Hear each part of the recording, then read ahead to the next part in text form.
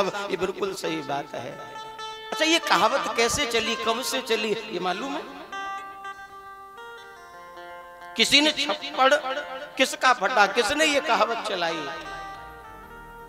एक संत बताते हैं कि राजस्थान के झालावाड़ के राजा श्री पीपाजी महाराज, उनको एक बार वैराग्य हो गया। उनकी पत्नी का नाम था श्रीमती सीता सहचरी, और पत्नी को लेकर के राजपाट का त्याग कर दिया और जंगल में भजन करने के लिए आ गए। एक कुटिया में जंगल में रह रहे थे, कुटिया बनाई, उसमें निवास करने लगे। लेकिन वहां एक दिन चोर आ गए। श्री पीपाजी महाराज अपनी पत्नी से कुछ चर्चा कर रहे थे और चोर कान लगा करके सुन रहे थे। पीपाजी कह रहे हैं, देवी ये भगवान भी न जाने कितनी परीक्षा लेते हैं।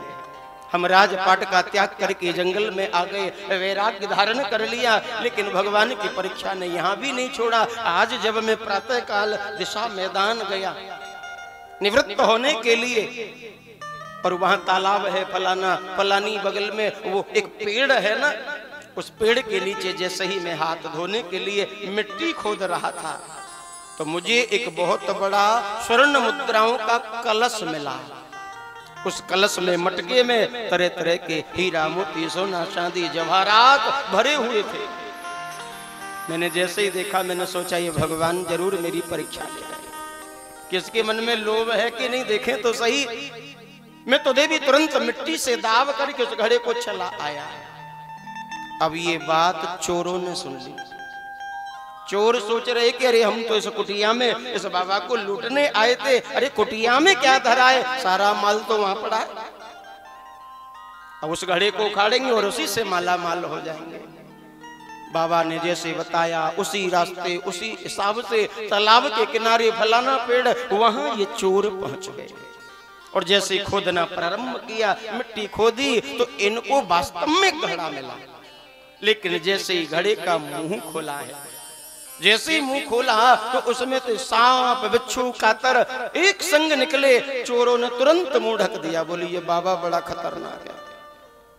अरे ये जब पत्नी से बात कर रहा था, इसको पता चल गया कि चोर कान लगा के सुन रहे हैं, ऐसे तो मरेंगे नहीं। तो उसने ये नई कहानी रच दी कि वहां भेज देता हूं, क्योंकि ये आया होगा, इसने ये घड़ा देखा होगा, सांप बिच्छू कातर, इन्हें ढक के चला गया है। सोचा कि चोर जाएंगे, उखाड़ेंगे, और जैसे ही खोलेंगे सोई सांप बिच्छू इन्हें खा जाएंगे। ये बाबा हमारे व्यापार में बाधक है। एक काम करते, ये सांप बिच्छू कातर ले चलते हैं और बाबा की झोपड़ी में डाल देते हैं, सोई मर जाएंगे बाबा अपने आप। अब तो पूरा घड़ा लेकर के वो चोर आए और झोपड़ी के ऊपर जाकर के जो फूस लगा हुआ है उसको हटा करके, और उसमें से वो घड़ा उल्टा कर दिया। और जैसे ही मटका उल्टा किया, तो ये घड़े में से सोना चांदी हीरा मोती बरस पड़े। पीपाजी घबरा कर उठे, बोले देवी ये क्या हो रहा है, ये क्या बरस रहा है?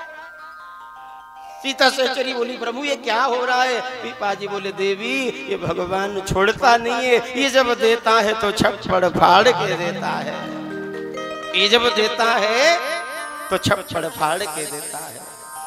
तब से ये कहावत बनी, ये प्रचलित हो गई और ये